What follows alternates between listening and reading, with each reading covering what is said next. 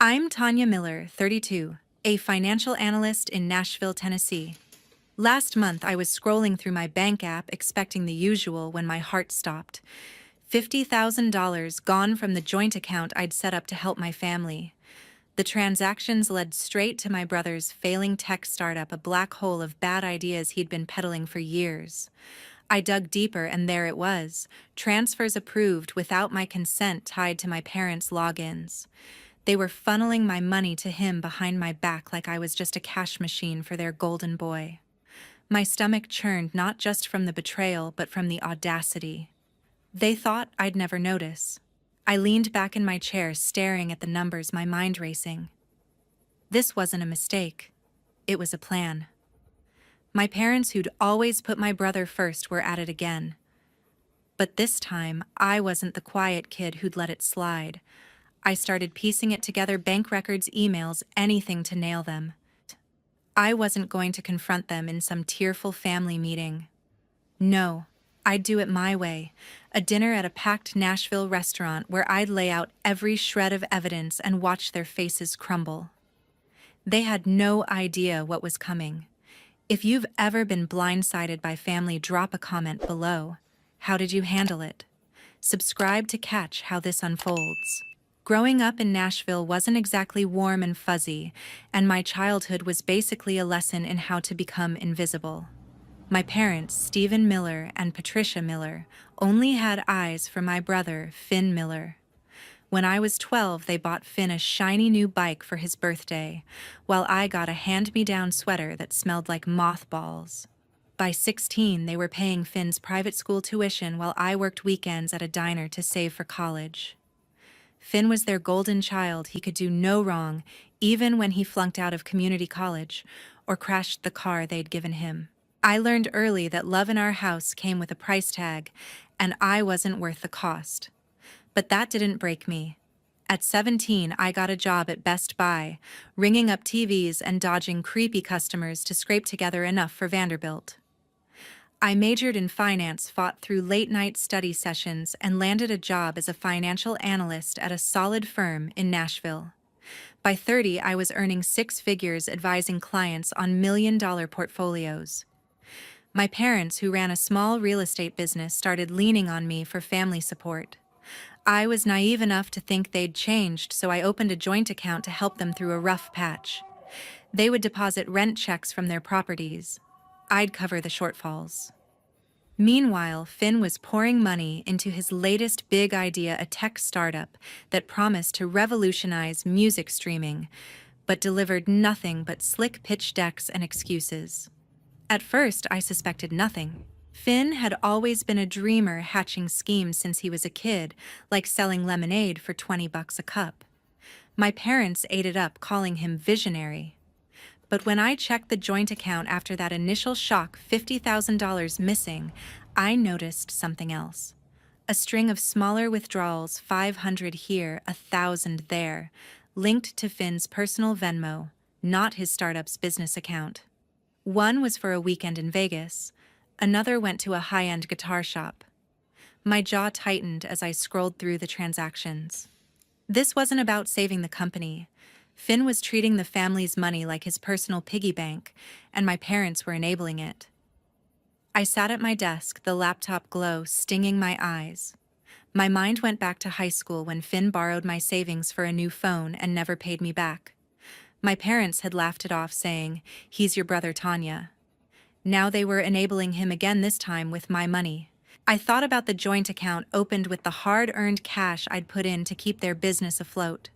Stephen and Patricia had access, sure, but those withdrawals clearly pointed to Finn. I pulled up more statements and cross-checked dates. A pattern emerged: whenever Finn's startup needed a lifeline, money disappeared from the account, often with my parents' approval codes. They weren't just negligent, they were complicit. My fingers hovered over my phone. I wanted to call them and demand answers, but I held back. Shouting wouldn't solve anything. I needed proof, something undeniable, to show them who Finn really was. I remembered being 18, begging for gas money to get to work while Finn had a new laptop for school. The resentment rose, sharp and familiar. I was no longer the kid who swallowed her anger. I started downloading bank statements flagging every suspicious transfer. Finn's startup was a black hole and my parents were pouring my money into it. But this time I would not let them use me again. I was going to make them face the truth. The next morning I called Leslie. My best friend Leslie Parker was a CPA who could spot a bad number faster than I could down a coffee. I paced my apartment phone pressed to my ear explaining the joint account mess. $50,000 gone siphoned to my brother's failing startup with my parents' approval codes blinking like neon signs.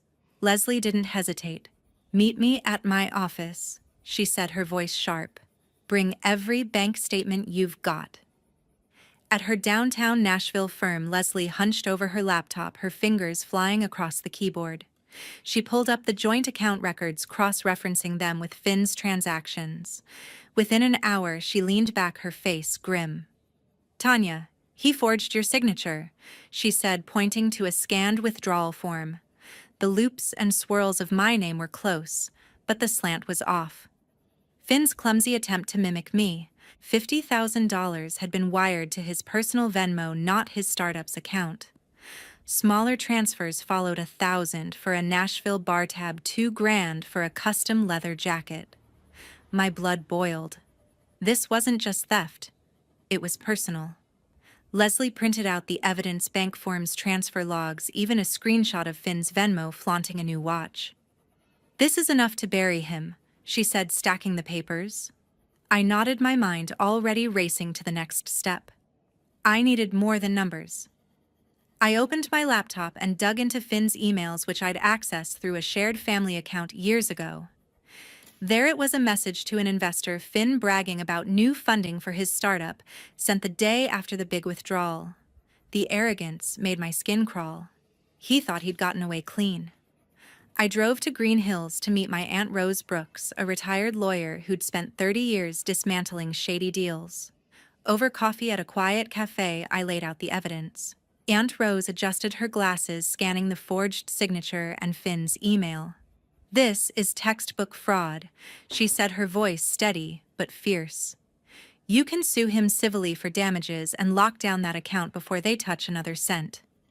She outlined my options: freeze the account, file a lawsuit, and maybe even press charges. I wasn't ready for criminal court, but a civil suit felt right.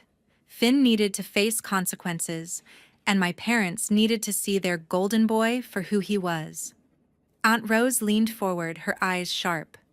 "Don't confront them yet," she warned. "Set it up so they can't wiggle out. A public setting, lots of witnesses." I thought of the joint account, my money poured into it to help Dad and Mom's real estate deals, only for Finn to treat it like his personal ATM. The betrayal stung deeper than I expected. I took Rose's advice and started planning. A dinner at the Southern A packed Nashville restaurant would be perfect. I'd invite my parents, Finn, Leslie, and a few family friends who'd always bought Finn's visionary act. I sent the invites that afternoon, keeping my tone neutral. Family dinner my treat. Let's catch up. Dad texted back a thumbs up. Mom sent a heart emoji. Finn didn't reply, but I knew he'd show he never missed a free meal. Leslie agreed to bring the evidence ready to back me up. I called the Southern and reserved a private room, ensuring enough space for the drama I was about to unleash. My hands shook as I hung up, not from fear but from anticipation. Finn had played his hand, thinking I'd stay quiet like always, but I had the receipts, and I was done being the invisible sister. The evening of the dinner arrived and the restaurant buzzed with energy. The Southern, Nashville's go-to spot for upscale comfort food, was packed with locals and tourists clinking glasses and digging into steaks. I sat at the head of a long table in the private room, my hands steady but my pulse racing. Leslie, my best friend, sat to my right, a folder of evidence tucked under her chair. Across from me were Dad and Mom chatting with old family friends, Mark and Ellen, who'd known us since I was a kid. Finn slouched at the far end, scrolling his phone, oblivious to the storm coming his way. The server poured wine, and I let the small talk hum for a while. Dad rambled about a new real estate deal. Mom fussed over Finn's untouched salad. I took a sip of water, Then stood my voice cutting through the chatter. I have something to share, I said loud enough to make heads turn.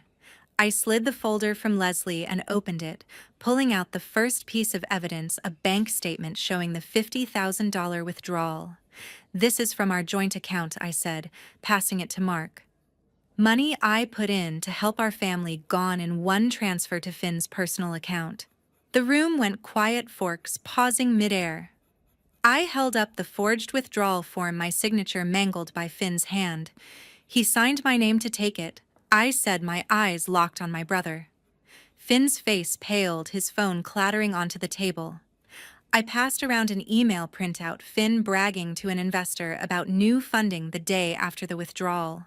This isn't about his startup, I said, my voice steady. He spent it on a Vegas trip, a leather jacket, a custom guitar. Dad coughed, his face reddening. Tanya, you're blowing this out of proportion, he said, glancing at the guests. Finn needed that money to save his company. It's a tough market out there. Mom nodded, her hands twisting her napkin. He's trying so hard, sweetheart. You know how much his dreams mean to him. I clenched my jaw, expecting this. They'd been making excuses for Finn since he was 10, when he accidentally broke my laptop, and they bought him a new one instead. I slid another document across the table, Leslie's analysis of Finn's Venmo transactions. This shows where the money really went, I said. $500 for bar tabs, $2,000 for that jacket, not a dime to his startup. Leslie leaned forward, her voice calm but firm. I double-checked the records, Tanya. It's all personal spending, not business. The guests shifted in their seats, whispers rippling. Ellen, who'd always called Finn charming, stared at the papers, her brow furrowed. Mark shook his head, muttering something about trust. Finn finally spoke, his voice sharp. You're twisting this, Tanya. I was going to pay it back? He leaned forward, pointing at me. You're just jealous because I'm taking risks while you play it safe. I laughed, the sound cold. Risks. Like blowing my money on a watch. I turned to the guests. I trusted my family with that account. They betrayed me, and Finn forged my name to do it. Mom gasped, her hand flying to her chest. Tanya, how could you say that? We're your parents. The tension was thick, the air heavy with disbelief. Ellen pushed her plate away, her face tight with disappointment. Steve and Patricia, how could you let this happen? She asked, her voice low. Mark crossed his arms, avoiding Dad's eyes. The other guests' neighbors and old colleagues murmured their trust in my parents, crumbling. Finn slumped back, his bravado gone, replaced by a sullen glare. I sat down, my heart pounding but my resolve firm. They'd played their parts for years, doting parents, visionary son, but tonight, the masks were off. Leslie stood up, her voice cutting through the restaurant's hum. My best friend held up a spreadsheet, her eyes locked on the table. Finn didn't use the $50,000 for his startup, she said, her tone cold and precise. He spent $10,000 on a used BMW at a Nashville dealership, $5,000 on a Miami weekend, and $3,000 on a private club membership. The guests gasped, their eyes darting to Finn, who froze his fork halfway to his mouth. Leslie passed the spreadsheet around, showing Venmo receipts and bank transfers. Not 1 cent went to his business, she added, sitting down. I stood, my voice steady despite the fire in my chest. Dad, Mom, Finn, you need to leave. Now. Mom's eyes widened, her napkin crumpling. Tanya, you can't mean that. She stammered. We're family. Dad gripped his glass, his knuckles white. This is ridiculous. You're humiliating us. Finn shoved his chair back, his face twisted. You're making this up to ruin me, he snapped. I didn't flinch. The evidence speaks for itself, I said. I'm closing the joint account tonight. We're done. The guests murmured, some nodding, others staring at my parents in disbelief. I stepped out to the restaurant's lobby and called Sharon Lee, a bank manager I'd worked with for years. Sharon, it's Tanya. I said, my voice low. I need the joint account frozen immediately. Sharon didn't hesitate. I'll need your ID and a fraud report, she said. Can you come to the branch tomorrow? I agreed, explaining the forged signature and unauthorized transfers. Sharon pulled up the account on her system confirming the suspicious activity transfers to Finn's personal account approved with my parents' codes. This looks bad, she said.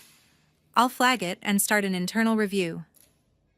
Back in my apartment that night, I texted Aunt Rose. Dinner went as planned, I wrote. I'm ready to move forward. She called me within minutes, her voice calm but resolute. We'll file a civil suit against Finn, she said. The forged signature is our strongest card, clear evidence of fraud. We mapped out the next steps, drafting a complaint, gathering Leslie's financial analysis, and submitting the bank records and Finn's email. Aunt Rose knew a lawyer in Nashville who could handle the case, someone sharp enough to make Finn pay for every cent he stole. I felt a weight lift, replaced by a cold determination. This wasn't just about the money, it was about justice. The next morning, I met Sharon at the bank's downtown branch. She walked me through the fraud report, her pen moving quickly as she noted the forged signature and unauthorized withdrawals. We've locked the account, she said, handing me a confirmation. No one can touch it now. I exhaled the first real breath I'd taken in days. Sharon flagged additional transactions, smaller ones I hadn't noticed, like a $700 payment to a Nashville DJ for a party Finn threw. Each discovery fueled my resolve. I thanked Sharon and left clutching the paperwork that would bury my brother in court. Later that day, I met Aunt Rose at her house, a quiet spot outside Nashville. She spread out the evidence on her dining table: bank statements, Leslie's spreadsheet, the forged form, Finn's email. We're building a tight case, she said, her eyes scanning the documents. Finn will have to repay the $50,000 plus damages for the forgery. I nodded my mind, replaying the dinner, Mom's excuses, Dad's anger, Finn's pathetic denial. They'd spent years treating me like an afterthought, but I wasn't invisible anymore. I was taking control, one step at a time. The week after the dinner was quieter than I expected. The Nashville courthouse where Aunt Rose's lawyer friend filed the civil suit against Finn moved faster than I'd hoped. By Friday, the judge ruled in my favor. Finn was ordered to repay the $50,000 he'd stolen from the joint account plus court fees. The court also slapped him with financial oversight. Every cent he earned or spent would be tracked by a third-party auditor for 2 years. Finn didn't show up to the hearing, but his lawyer's weak defense about family misunderstandings fell flat.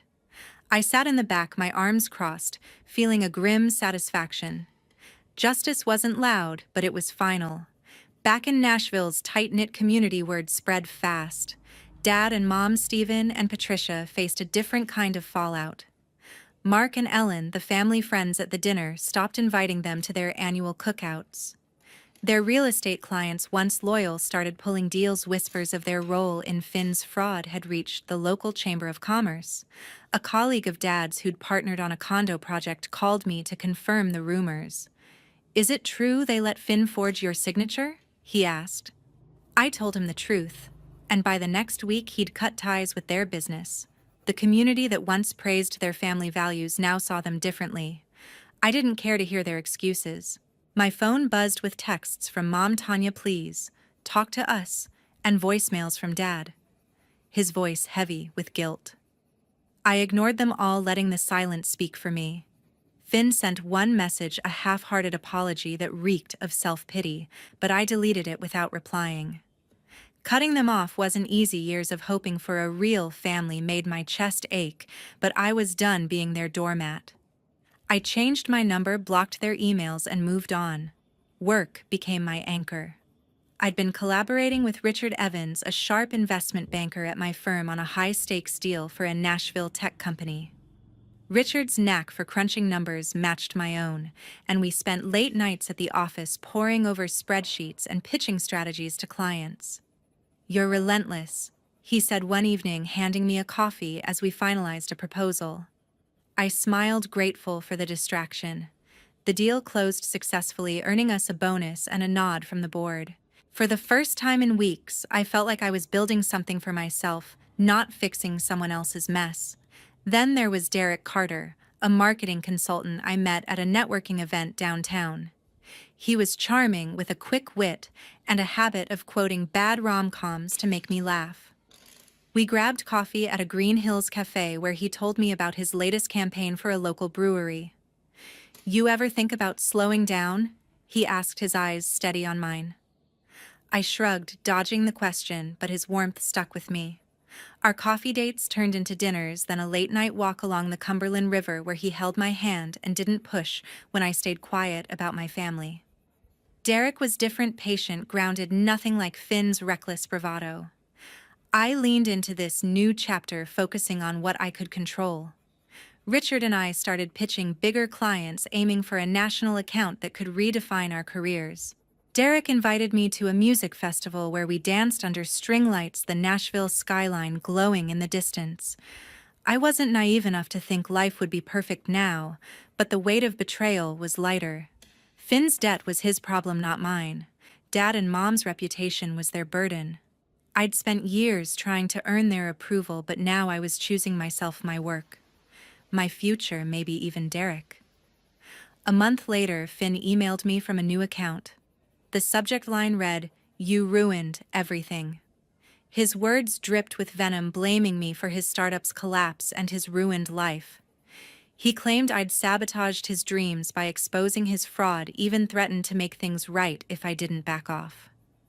My stomach churned, but I wasn't scared, I was furious. I forwarded the email to Aunt Rose, who didn't miss a beat. "This is harassment," she said over the phone, her voice sharp. "We're getting a restraining order." The next day, we filed for the order at the Nashville courthouse. Aunt Rose's lawyer friend presented Finn's email along with the civil suit records and evidence of his forgery. The judge didn't hesitate, granting a restraining order that barred Finn from contacting me or coming within 500 feet. I left the courthouse feeling lighter, like I'd reclaimed another piece of my life. But Finn, true to form, couldn't let it go. 2 weeks later, he showed up at my office downtown, banging on the glass door, shouting my name. My coworker Richard called security, who alerted the police. They arrested Finn on the spot for violating the order. The court fined him $2,000 and sentenced him to 6 months of probation, his every move watched by a court-appointed monitor. He'd dug his own grave deeper.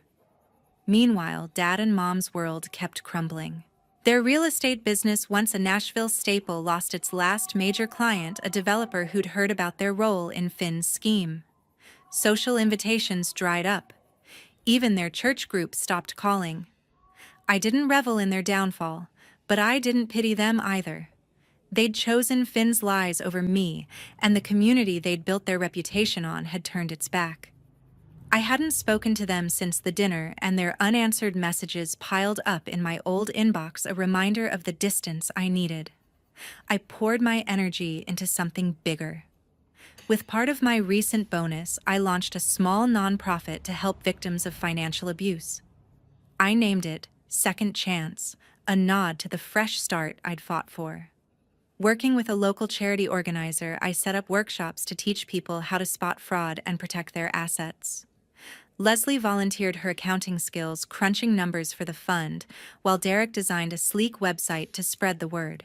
The first event, held at a Nashville community center, drew a dozen attendees, people like me, betrayed by those they trusted. Seeing their relief as we shared resources felt like healing a wound I didn't know I had. At work, things were looking up. Richard and I landed a national account with a tech firm, a deal that put our names on the radar.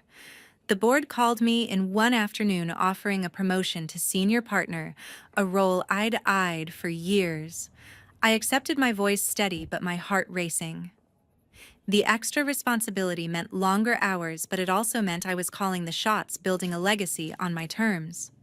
Richard toasted me with cheap office coffee, joking that I'd be running the company soon. I laughed, but the thought didn't seem so far-fetched anymore. Derek and I grew closer too. He took me to a quiet diner on the outskirts of Nashville where we talked about everything but my family, his latest campaign, my nonprofit, our shared love for bad reality TV. One night, as we walked through Centennial Park, he stopped under a street lamp and kissed me, soft and sure. It wasn't a fairy tale, but it was real, and that was enough. Derek didn't try to fix me or fill the gaps my family left. He just showed up steady and kind. Looking back, I realized family isn't about blood. It's about who stands by you when the world feels heavy. Leslie, Aunt Rose, Derek. They were my people, not the ones who'd betrayed me. Finn would carry his consequences from the fines to the probation, and my parents would live with their tarnished name. I'd spent years chasing their approval, but I didn't need it anymore. I'd built my own life one step at a time, and it was stronger than anything they could have given me. Thank you for listening to my story.